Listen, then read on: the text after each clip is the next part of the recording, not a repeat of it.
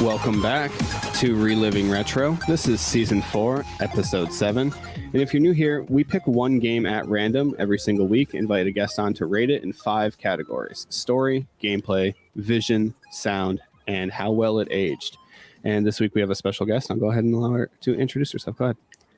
Hello, my name is Sai. I'm a digital marketer and I work in video games publishing. Awesome. Cool. Well, thank you so much for joining us. And so let's get to know you a little bit. What would you say your introduction to gaming was? Maybe what console you first started playing and how you got it. Oh man, that's a very long time ago. I think I got started with television, Cool. like forever long ago. Yeah, it's from the 80s. I can't remember the first game that I ever got to play there, but let's say games like Pitfall, Burger Time, really goes back. Yeah, that's cool. I just confess myself as a dinosaur. I do, however, transition. I do have a transition to desktop gaming eventually, and I got to playing text parser games and stuff like that, and of course point and clicks. And I've been in love with point and clicks ever since.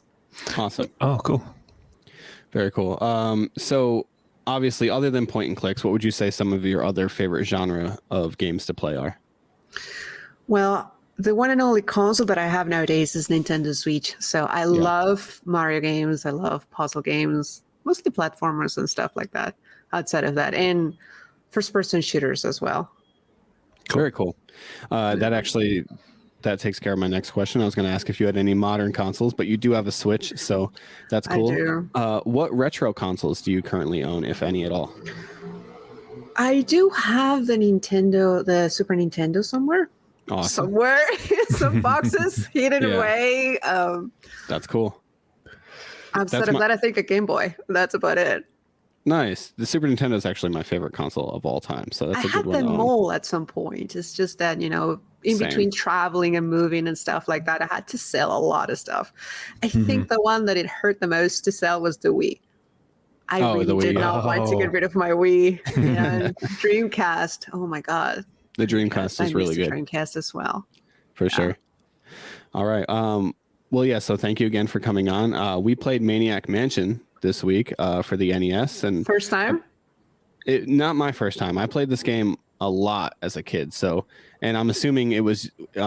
You're pretty familiar with it, right? Of course. I love it. Okay. I'm a LucasArts fan girl. Yeah, exactly. And nice. It was Yaiser's first time, though. Right? First time for me. Yeah, it was an experience for sure. It was an experience. Oh, I want to hear all about that. Right before we'll get into it. Right before we get into that, I do want to talk about our Patreon. We have 3 different tiers you can subscribe at, and if you want to support the show on a monetary level, then go ahead and hit that Patreon link below. Yaiser's slamming a Yingling right now, and all that money goes straight to his Yingling fund. So that sure does help out a lot. We appreciate it. And if you don't want to support on a monetary level, totally fine. And if you just want to and subscribe and leave a comment, all that kind of stuff certainly helps the algorithm. And that's pretty much it. So let's talk about Maniac Mansion here. Let's get into it. So Yaiser, you never played this game before? No, I don't even think I ever heard of it, honestly. And how long did you play it this week? Not very long. Probably half hour, maybe 40 minutes. Yeah. Okay. And so how long did you play it for? Wow. I think the first one I got to play was back in the 90s. I've played it a few times by now. Like about 5-6 times by now. And have you ever played the NES version, or are you strictly on the PC? PC. That one is entirely PC, yeah. Yeah. It probably would have helped the game's case if I did that, but... Yeah, I played the NES version. I never played the PC version, although the PC version I can say looks a lot better graphically, and I'm sure it's way better to handle with a mouse and keyboard rather than, an NES controller. But I've never played a point and click like that on any console. I have no idea how it will be like, actually. Oh, pretty terrible, honestly. Oh my God. Yeah, we'll get into it, but it can be a little frustrating. I mean, you're using a D-pad to control a mouse cursor, so obviously it's not going to be, great. But yeah, so I think it's safe to say none of us beat the game this week, right? I did. I played it again you beat today, it. and I finished it. Yes. You beat it. Oh, Okay. cool. What I characters do you finally normally got use? around. Yeah, I finally got around to play it with Wendy. You're supposed to finish it with Wendy Oh. to get like a good ending, and that was the first time in all the times that I ever got to play that I got the good ending. Yeah, because I guess we can slowly kind of transition here into story. There's how many endings? Like 5 or 6 different endings of this game. There might even be more and than it's that. mostly it's got to do with how many players you keep alive, because you can actually just kill one, you can kill 2, or you can just keep them all alive, which is the first time that I actually keep them all alive, because of course I actually used a walkthrough. I wanted to like remind myself a little bit because it was so long ago since I got to play this one. Right. So. Yeah, I think that's totally fair. So for story, I guess quick overview on the story is you are a character named Dave, and you're going to this mansion full of absolute weirdos and mad scientists and whatever, and you're going to save your girlfriend Sandy. And then you have characters that you can select from, and you can select 2 different characters to help you rescue Sandy. The characters that I always skills. Yeah, and they all have different skills. The characters that I always chose were Razor and Bernard, because I felt like they offered like 2 completely different types of skills. And I think Razor is the one that I always kind of used to beat the game with. But I always also like Bernard's option where you can like fix the radio. Yeah, or that was fix fine for me. I always choose Bernard. Yeah, that was always your go-to. Yeah. Very cool. So as far as story goes, I guess I'll start it off here with the rating. I rated it a. This might seem a little high, but I rated it a 4. And the reason why is because for an NES game, I thought it was pretty interesting that, well, first, just all the dialogue between the mad scientist and like the purple tentacle, and it's about this meteor that has like mind control on this mad scientist, and he's trying to take over the world now, all that kind of stuff. And I think I always add points to story when you can choose multiple characters and they have different different skill set, and you can beat the game in so many different ways, and you have so many different endings. I always think that adds points to the story. And I also really, really liked that this was one of, and correct me if I'm wrong here, but I believe this was the first game with cutscenes, if not one of the first ever games with cutscenes. Yeah, it was not really something that it was used way back then. So what they used to do, what little I remember, is that they used this as a device to be able to keep on telling the story, regardless of whichever character you got to choose. Right. So it was actually ahead of its time. Also, the idea of having multiple endings and characters like that all going at once. Right. Yeah.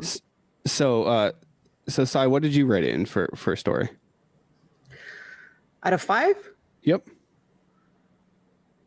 It's hard to say because the nostalgia is so much. I will say 5 out of 5. I really liked it. This is one of my first games into point and click. I mean, coming from, let's say, Sierra games, that you actually had to type down everything. Sometimes it became a little bit complicated because some codes were like, instead of saying use lamp, you had to say turn on lamp or something. So it was very specific, and it made it a little bit annoying sometimes, especially when you're a kid and you're trying to just get ahead. You don't know where you're stuck.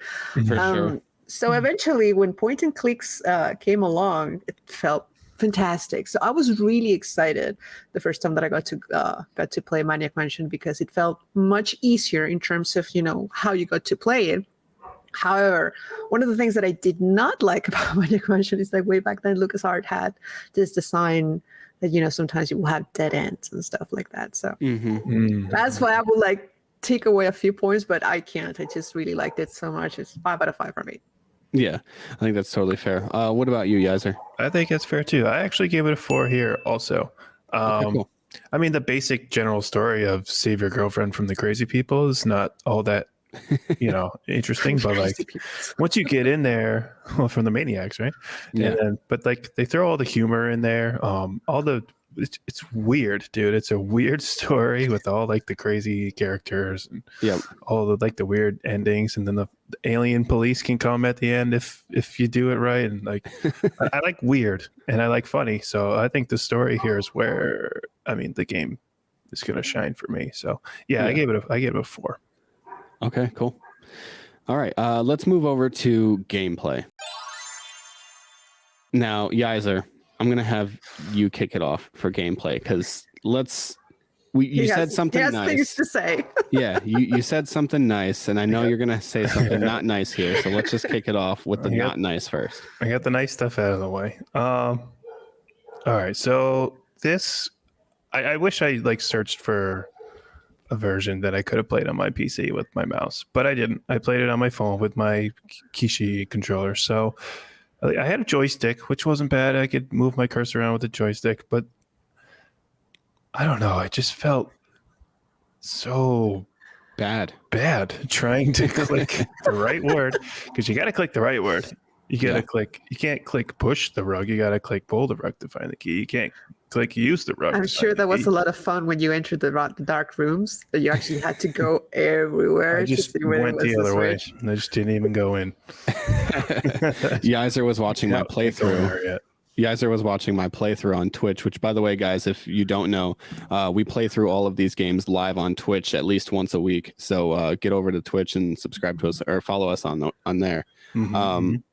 Yaiser, you were watching my playthrough on Twitch, and there was a point where I shut the power off in the house, and then I was just running through the house to get out to the front door. And you're like, how do you even know where you're going? Yeah, I had no, like, how the fuck? I don't know. So when I went into the dark room, I think I had Razor. She found the flashlight, but she was already locked in the dungeon. I had no idea how to get her out of there. So I walked in the dark room like, oh shit, I need that flashlight. I can't go in here yet. So I didn't even look. I didn't realize there was lamps in there, but yeah, I fucked that up. But I don't know. It was rough for me. I gave it a 1.5. I can see wow. that. Don't kill this. Don't kill it. Harsh. Don't at me, bro. It's one of those games that if you don't grow up playing point and clicks, it's going to be a tough sell. I never played a game like this ever. I do believe that nowadays anybody will just jump into Maniac Mansion at first as a point and click. Mm-hmm. If they don't like point and clicks, it's going to be kind of like that kind of experience. It's not going to be fun. Yeah, it wasn't that much fun. And so for gameplay for me, I actually landed on a 2.5, which killed me to do because I love this game. But I had to be a little bit realistic about just kind of how it plays. And I think the thing that killed it the most for gameplay for me is just how cryptic it is. You have to know what these characters need to do, right? Like you're picking up every single item in the game if you don't know. And half of your inventory can be filled by just the stuff that's just randomly in the fridge. You're grabbing broken ketchup bottles and empty jars and all this other stuff that you'll never even need it. And if you don't pick the right characters, you're picking up all this other stuff throughout the game that you'll never even use, right? So but that's the fun of point and clicks. When you play a point and click, you're pointing all the things, and you just grab everything. I remember the first time that I walked into the kitchen, I didn't need any of that. I grabbed everything. Yep. And then it was just like trying to switch it with the characters because maybe I can use this here, and then that's the fun of point and clicks. That it's just you're supposed to take everything. Oh, you click on everything. You want to know everything. For sure, for sure. I get that. That's the main thing, right? Is to click around, and then like the game itself is short. If you know what you're doing, the game it can be short. You can beat it in like an hour or so, right? If you can know beat it under 2 hours, yes. Yeah, if you know what you're doing. This is how they made the game longer, right? They made it cryptic. They made it like so. Like for Wendy, you have to like find the manuscript and you have to rewrite the manuscript and sign it like the Meteor did it, so that the Meteor gets like this TV deal or whatever it is. Oh, right? I saw that ending. That was hilarious. Yeah, but you don't really need to do anything with that. I mean, there are different kind of endings as well. Of course, you can even have an ending without sending the demo tape to the 3 publishing guys or something as well. Yep. And I remember today, for example, I was trying, and I actually used the manuscript on the typewriter with Dave, and he was like, "Oh, I just made it much worse." Like at first, it was completely gibberish, and then you just couldn't even read it. So you don't really. I mean, there are different options that you can actually have, and there are a lot of different things that you can do that, it's just going to give you a different ending. So Right, of course. And I will say all the different endings, that does bump up gameplay a little bit for me. Now again, I'm grading the NES version, so controls take away quite a bit of it, of controlling a mouse cursor with an NES D-pad. It's not exactly the most fluent thing in the world, so that can be a little frustrating at times.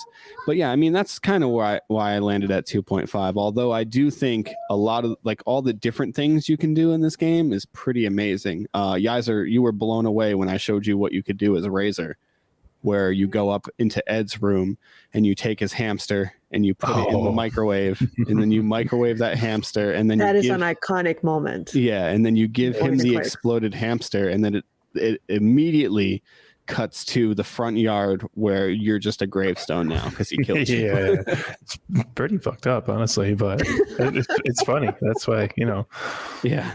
No, it's hilarious. And I'm going to bump gameplay up. I'm going to bump it up a little bit. I'm going to bump it up to 3. Okay, I'm going from 2.5 to 3 because of all the different things you can do in this game. Yeah, the controls are annoying and it is cryptic, but it's what you're supposed to do, right? It's supposed to be a little cryptic. You're supposed to play for hours to try and figure out how to get out of this mansion. It's not supposed to be a speed running type of thing. Did you guys get to blow up the mansion, by the way? I did at the end of my playthrough once. So this is what happened during my playthrough. I chose Razor and I chose Bernard, and I couldn't remember how to beat it with Bernard, and I had a limited amount of time that I could stream live for. So my plan was to go in and beat it with Razor with the demo tape and stuff like that. So I was like, okay, that's what I'm going to do.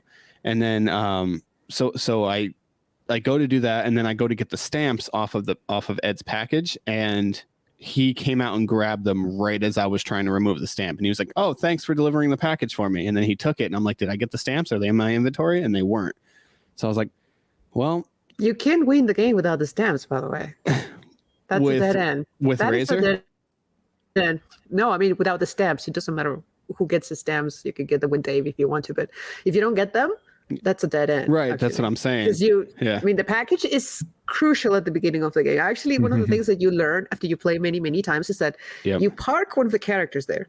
And you just wait for the stupid package to get there. Otherwise, it's just going to be impossible to get anything done. Yeah, exactly. Yeah. And so I had no hope of doing something like that. No, this game is a lot of, it's a lot of learning and playing it over again. Yeah, exactly. It takes a lot of tries. I cannot even remember how many times I restarted this game over and over when I was a kid because I would just get stuck. I mean, way back then it was easier because you would just take months playing something like this and it would be fine. You didn't care. No, you had the time then. You know what I mean? Like, it's Exactly. hard to find the time to sit down and play this game for months. As an adult, it's impossible for you to dedicate. I don't play RPGs anymore because of that. I just don't have the time.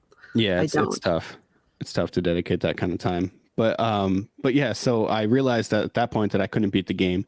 So then I took Ed's hamster, I microwaved it, I gave it to him because I knew that would kill Razor. You're like, well, here, take it. Yeah, because then I was like, at least you didn't give me the package, so take your dead hamster. Exactly. I was like, I'm going to kill your hamster now because you took the package too soon. Oh man.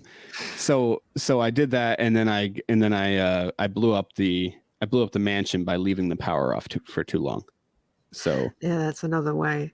Yep. And I remember I blew it up today when I got the pool completely drained, and there's like this gigantic red button there. Yep. Basically just push in and destroy everything. Yep. That's the way. Yes. That's the way I always destroyed it when I was a kid. Yep. All right. So, Sai, what did you rate gameplay? As I said, I love this game so much. 4 out of 5. Okay. It has dead ends, so that's probably why I take a point out. Mm-hmm. But Fair. I kind of like the dead end aspect of it, but no, it's frustrating when you're actually it is playing. frustrating. Yeah. You have to restart the game, and one of the things that I had to learn how to do is do strategic saving points. Mm-hmm. Like if you don't, then you're gonna have to start from the beginning. True. Yeah, I don't even know if Yaiser, you were aware that you could save. No clue. Yes, he was just playing it like, get me the hell out of here. Basically. Wasn't a fan. All right. Sai, do you want to start us off with visuals? What do you think of like the character models and the environment, that kind of stuff, to represent the visuals of this game? And what did you rate it? I'm not sure, but I think the enhanced version came years after the original one. I've never got to play the original one, which was in Commodore or something like that.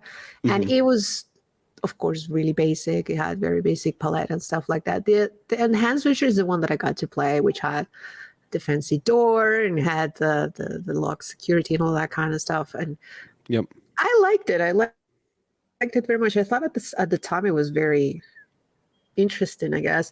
You just have to understand that this game, for example, I'm such a big fan of Zack McCracken. You ever got to play this one ever? That's another LucasArts games. Those games for me, they just can't do anything wrong. Like, I love the art, I love the characters, I love everything about it. Yeah, really. So, what did you rate it out of 5? 5. Okay. Oh shit. Some scenarios were really pretty, like one of the bedrooms. The kitchen perhaps not so much, but like there were specific areas that are just absolutely library. Library is iconic. Yeah. Yaiser, what about you? How did you feel about the visuals for this game, and what did you rate it? On the NES version did not look nearly as good as the PC version. So I watched all the endings through like a YouTube video of like the PC version endings, and it did look way better. But I guess for the time it looked pretty good, but I don't know here. I'm gonna give it a 3. Okay. I feel like he's trying to be nice because I'm here. He did not like the game at all. No, Yaiser. So Yaiser cannot like the game, right? But like he'll give props to certain things. Like he admits, right? You like the story. It's the gameplay aspect that you're not a fan of. The game, basically. That's what I play games for. Is the gameplay. Right. No, it makes sense. I actually landed right at where you were, Yaiser. I landed at a 3. I don't think it's anything that it doesn't blow anybody away. It's not like Super Mario 3 on the NES, right? But I think for the NES and for the time, I think it looks really good. And I like all the different I guess like the main like bad characters, right? Ed and Nurse Edna and Fred, and you know what I mean? Like, I liked all their character models. I liked the tentacles, and I thought it was pretty good. And I think the house had a pretty like funky layout, right? Because if you're thinking about like how the house is laid out, obviously like you can't really break that fourth wall, but you're like walking down the hallway, and then there's just like 4 doors on that one side, and then you're thinking like, what does this house look like on the outside, where like all the rooms are on one side of the house? That's the stuff I think about anyway when I'm playing games. But no, I gave visuals a 3 because I felt like it was really solid for the time. For the NES, it looked really good. Obviously, the PC version looks great. I 100%. If you're going to play this game, play it on the PC because it looks really really good. Quick question. Yeah, go ahead. The staircase that is quote unquote out of order. Can you fix that? A, can you fix it? And B, how is the staircase out of order? A, no, you can't. And B, I have no idea. I've wondered that since I was a child. Okay, great. It's just that, you have to understand that there were technical limitations way back then when they were doing this kind of stuff, not just in the palette that they could use, but also in the areas and all the places that they could adapt into. Yeah. It is my understanding that was inspired in an actual library. So way back then. So they basically just had to use the likeness and had to use bits of it. And that's about it. Like they didn't really want to keep on expanding that area. It was no need. Yeah, I do. Right. Like I've always wondered as a kid, like where the top of those stairs go to. Because you never see the top of the stairs. Like you can go all the way up to the rest of the mansion. You never see where the top of the stairs go to. So it goes to a completely separate side of the mansion. It must, right? And maybe it's the front side. Yeah, exactly. But I've always wondered that as well. And I've always thought like if they're out of order, like they could have just not put them in the game, right? Like it could have just been more wall of books, but it's fine. Could have.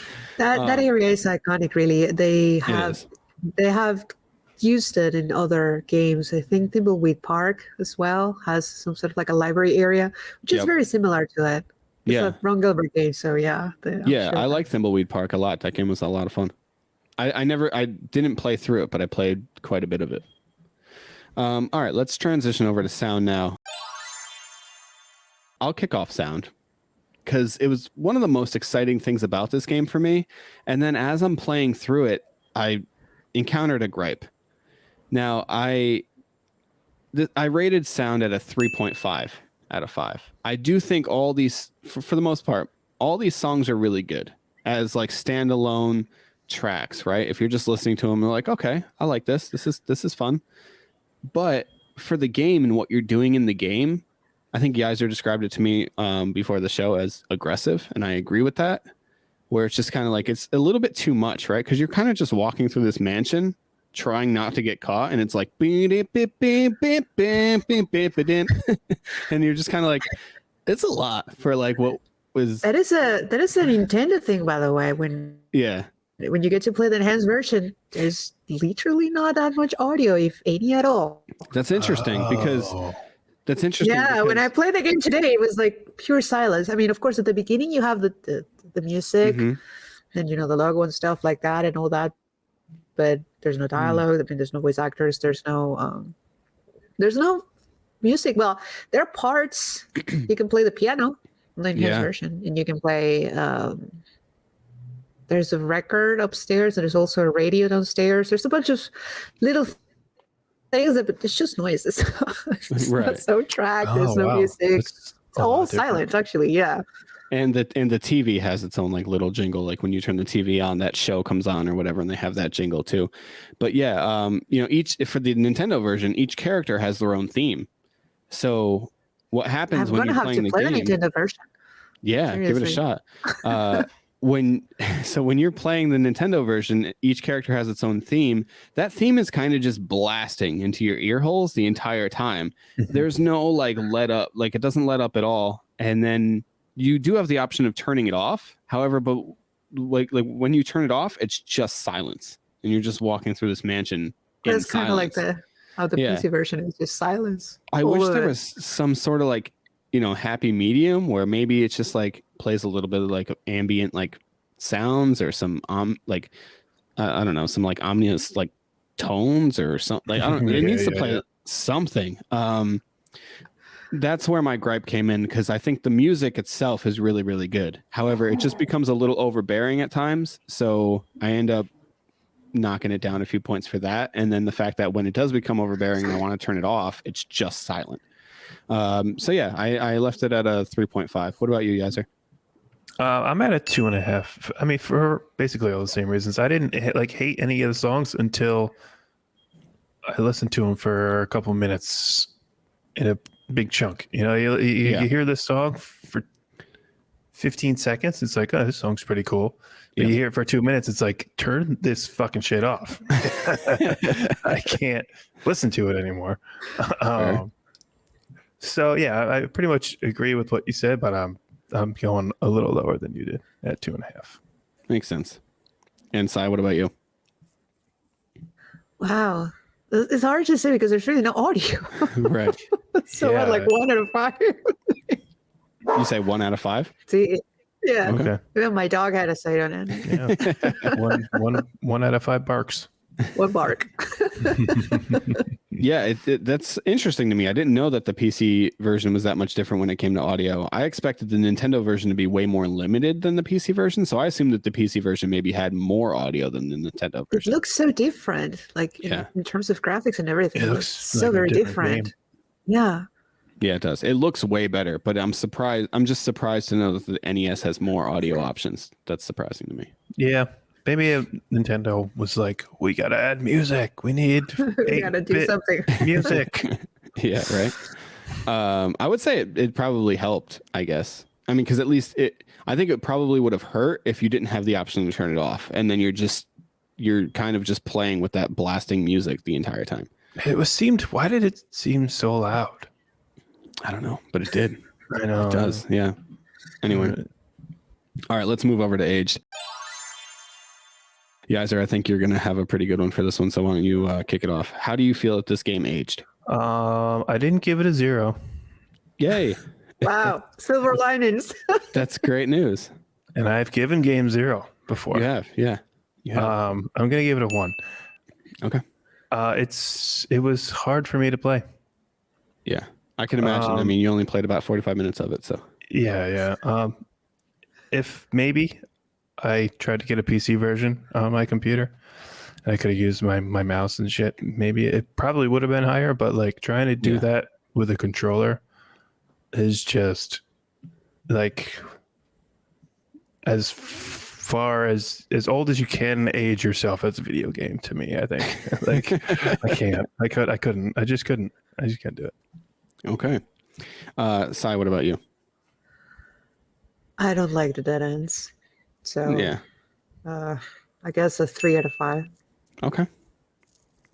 Honestly, I think that's pretty fair. I ended up at a 2 for aged. And the biggest reason why it aged poorly to me is just the simple fact of it's an NES controller. You're trying to control a mouse cursor with a NES D-pad, and that's not fun for anyone.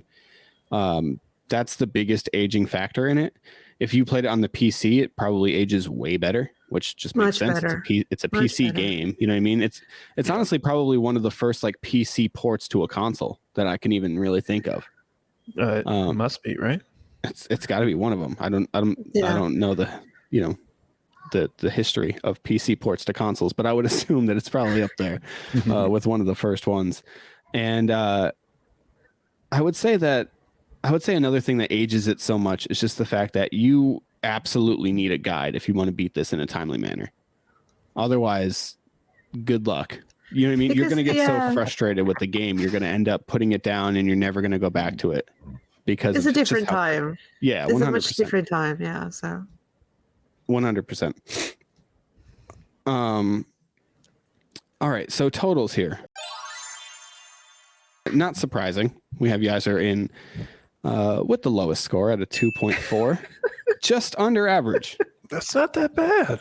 We've given a lot worse grades on the show, for sure. So 2.4. I came in at the middle here at a 3.1, and then Sai comes in at a 3.6. I love Maniac Mansion. I love it too, and honestly, it kind of pained me a little bit to give it the scores that I gave it, but I think I did have to like tell myself, hey, like this isn't it for the NES. This is probably a top 5 game for me, it's a which port. seems crazy. I do believe it's a port. I mean, you were fighting with the controllers as it is, and the graphics were not that great, and it sounds like the music was overbearing. Slightly overbearing. It did well, all things considered. So yeah, these are nostalgia glasses. I think, looking back at it, it's still a fun game to me. But again, I know a lot of where to go, so I think that's why it's still fun for me. I can totally understand why. Yaiser, who's picked it up for the first time ever, has no idea where to go in the game, has no idea like how to play the game. Really, it's just like, yeah, I don't get it. You know, not worth it. Yeah, this game is certainly. Those games were. Remember, those games used to be. You had to do a lot of what is everywhere, and then you just basically once you got stuck, sometimes you actually had to try a lot of different things that you had on your infinite endless bag of crap because you just have so many items and none of them are useful. It's just a matter of giving chance to these puzzles back in the day, which is something of course we don't really have nowadays. We don't have that stress-free kind of day to be like, let me try 20 items on this door. Yeah, exactly. Yeah. And it's so you just have to do this. It's so monotonous, right? Because you have to do the same thing over and over again. You can't just click on the door to walk through the door. You have to use key in, click on door, open door, go through the door. Change characters, give, and move, and all that. Yeah. Yeah, it's very, it's a lot. It can be a lot. I love the game. It used to be fun. I love the game. I'm not doubting you. It can certainly be a lot. But Also, this is one of our DMC drop-in videos, so DMC is going to hit us with a quick review here. He also played Maniac Mansion along with us this week. Very And cool. yeah, go ahead, man. Today we're dropping in with Maniac Mansion for the NES. Originally released in 1987 for computers, this version was ported by Lucasfilm, yes, that Lucasfilm, to the NES in 1990. The story opens up 20 years ago with a meteor striking near a mansion, turning all of the residents mad. Dave's girlfriend was captured by the residents of the home, and it's up to him and two pals of your choosing to save her. For my run, I chose the aspiring musician Sid, as well as the ace photographer Michael to help save her. The game immediately places Dave and his crew outside of the mansion where a brief cutscene plays. This is one of the game's strongest elements because, well, a lot of the game is shown in these minute to 2 minute cutscenes. This provides plenty of context for what's going on inside of the game as well as clues, so make sure you pay attention while they play. From there, you're introduced to the point and click material that is this game. You're going to be dragging your mouse along the screen a lot in hopes that you don't get caught by the residents. And don't worry about it, if you do, they just place you in the basement where you can eventually find your way out. The gameplay really is just a means to an end because it's really about building up the world inside of the mansion and experiencing all the little quirks from some of the wacky characters like a depressed music-oriented tentacle that just wants to get their demo out that you can help record an album with, or more of the strange family members like Weird Ed, who's just trying to be a prepper of some kind and also really loves his hamster. Visually, the game is charming. There is some pretty neat detail to it. I loved the basement here with all the pipes running around and things like that. And it does really just build up character. Going back to the kitchen from earlier, there was, the chainsaw on the wall there with the markings of some kind. But really, a lot of this experience is brought down by the controls. Using a cursor with a D-pad on the Nintendo, it is very clunky, it moves around awkwardly, and I have to say, for the NES version being $25, whereas you can get a PC version that runs with your actual mouse for just about $6 on something like Good Old Gaming, it's really hard to recommend this game. It's fun, it's quirky, it's got character to it, but it's probably not the best version. Makes me wonder though, what would real life be like if you had to use controls like this?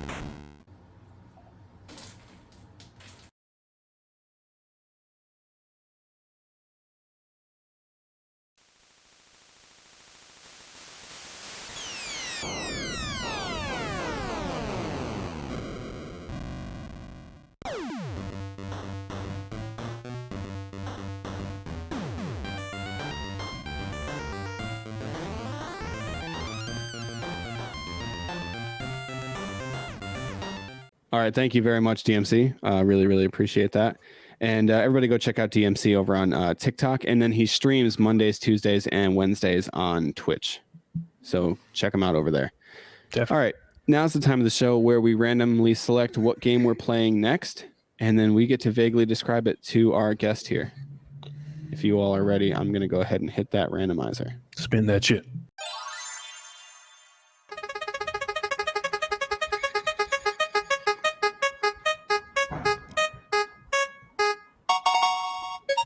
All right. Here we have a side action platformer developed by Virgin Games and Disney Software, published by Virgin Interactive and Capcom, released in November of 1993 for the Super Nintendo and the Sega Genesis. Oh, no freaking idea. Yeah, I think I know. That's like a bunch of specifics that mean absolutely nothing to me. Is it Aladdin? It is. It's Disney's Aladdin. Oh my God. Which is funny because this is a Patreon episode, so this is coming off of our Patreon list. Like I said, if you want to get your game played faster, head over to the Patreon, and it's $2 a month to support us on there, and you can put a game on our list. And our last game from Patreon was a Disney game. We played The Lion King. So Right. we got That's- Lion King last Patreon, and this Patreon we're getting Aladdin. So it's pretty Yeah, cool. the only reason I was able to guess is because I knew it was a Patreon episode, and I basically know all the games on there. So I already played a Disney game. It's got to be the Such other a one, good right? game too, by the way. That one. Yeah. I've heard. I don't think I've ever played it. Never Yeah. played it? It's so good. It's actually a don't really good one. Think From the so. Disney ones, I think it's the only one that I actually enjoyed back then. Oh well, yeah. Yeah. Lion King was not fun. So Lion King was very hard. Yes. We'll be having AZ Retro Gamer from TikTok joining us to play and review Aladdin. So check him out over on TikTok. cool. All right. So if you are ready to give us a retro recommendation to add to our master list. Now, it just has to be a game from before the Wii, PS3, Xbox 360 gen. Anything before that. I'm gonna recommend you my favorite game, Zack McCracken. Oh, Okay. Shoot, why does Now- that sound familiar? I want to hear what Yaiser has to say about that one, because if he hated Maniac Mansion, he's definitely gonna hate me for Oh, recommending no. it. It is a little bit harder, but it includes, it's the same dynamic. You're going to have multiple characters play along Mhm. with the different puzzles and stuff. But in this one, you get to travel. So you're not Okay. going to be in a mansion. So you're Oh. going to be lost in maybe different places. Oh no. Lost and frustrated. But this is the game that made me love point and click games. Really, I got started with Maniac Mansion, but Zack McCracken to me is everything. The idea for you that you just could go to the airport and go to different places just to complete or go along with the puzzles and stuff. It's Yep. amazing. Really, it's really fun. Okay, cool. It has What? dead ends though, so this is back in the LucasArts era. Oh great. Where where design can be a little bit difficult. Yeah, I especially love- because in this one you have money. So if you're not run out of Oh, money in Cairo or something like that, then you just can't go back. You have to start over. Dang. Well, I love the name. I'll tell you that much. It's a great game. I love that game. You should Cool. play it. I right. definitely want to hear his opinion on that one. Well, when we get to it, we'll for sure let you know. Maybe we'll Yeah, even have you we'll back have for you that one. on. Yeah. Oh my god, I would love that. All right. So really quick before we go, we always like to let our audience know whether or not we would recommend that they relive Maniac Mansion, right? So let's go through here. Yaiser, would you recommend that somebody's never played this game before? Should they pick it up and play it? If you really want to, if it sounds interesting to you, get the PC version. Do Get the not PC touch the console version. Just don't do it. It's not worth it. And what Get about the you, Sai? PC version. Of Yeah. course, yes. It's a big yes for me. It's a game that I recommend to all of my friends actually. Yeah. I'm always getting my friends to get this kind of play the game. This game, so And I try to get people to play it as well. I've been actually trying to get DMC to play it for a while now, and now he was forced to due to the drop in. So it's cool. It's interesting to see what he has to say, but it is hilarious. It's been a total experience listening to Yaiser talk about it today. Seriously, I love being here. That made my evening tonight. I run the Phoenix Online Studios social media, so if you actually ever get to stop by, you're going to see that I'm always talking about retro games there. yeah. Always talking about the Indiana Jones ones, the Loom, Full Throttle, this one, Maniac Mansion, Zack McCracken, because those Yeah. are kind of memories that, the best of memories that I can actually have from back then. And I love when people get to tell me like, oh my God, I got to try it because, you keep on brainwashing me. I was like, thank you. You're welcome. I love that. So yes, Yeah. play it. No, Those games are amazing. for sure. I mean, if you like point and click adventures, 100% give it a shot. But like Yaiser said, the PC version is probably a lot better. So probably go and play that version. Absolutely. It sounded like torture talking about listening about the Super Nintendo one. Well- I seriously cannot understand how you would do the entire scenes because there's a lot of dark rooms that you have to flip, look for the switch or the lamp Yeah. or whatever. Yeah. Yep. I mean, I'm used to it, so I kind of know what pixel. I find the loose brick pretty quickly in the dungeon because I kind of know just exactly where it is. Even mouse is annoying. Can you imagine with a phone or something? Yeah. No. Look at his face. he gets a little. It's like, don't stop talking about that woman. Yeah, no, I want to relive it. Oh man. Also, before we go, we are trying to get together I would say a fairly small Mario Superstar Baseball League for the GameCube. It's an online league. So if you or anybody you know feels like they want to participate, leave a comment down below. We'll try and get in touch with you to add you to the league. We're looking for about 12 people or so, and that should be a lot of fun. So one last time before we go, Sai, why don't you go ahead and tell everybody where they can find you? You can find me on Twitter and I think on Instagram too. I tend to forget my Instagram, but I'm always around. Say OMG WTF. Okay. Sounds good. And so go check her out there. And thank you so much for coming on. And check us out next week when we play the Patreon game Aladdin for the Super Nintendo and Sega Genesis. Take care, everybody. Thank you for having me. Peace. See ya.